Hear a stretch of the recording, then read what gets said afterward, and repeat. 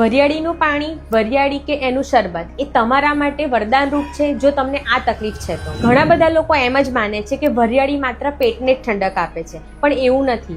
વરિયાળીથી પેટની બળતરાની સાથે સાથે જો તમને અવારનવાર ચાંદા પડતા હોય, પેશાબમાં બળતરા રહેતી હોય, વધારે પડતું માસિક આવતું હોય અને સાથે સાથે પગના તળિયાની બળતરામાં પણ ખૂબ જ રાહત મળે છે. જો તમને બ્લોટિંગ, ગેસ કે અપચાની તકલીફ હોય તો 1 લીટર પાણીની અંદર વરિયાળીની સાથે સાથે સૂકા ધાણા, જીરું અને અજમો ઉમેરી એને ઉકાળી અને પીવો.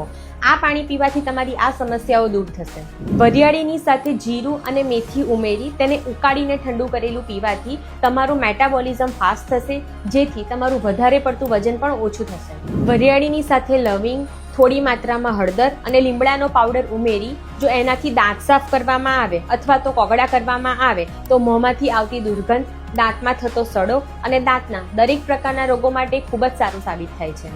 આ ઉપરાંત વરિયાળી સૂકી ખાંસી અને શ્વાસ સંબંધિત સમસ્યાઓ માટે પણ ખૂબ જ ફાયદાકારક છે.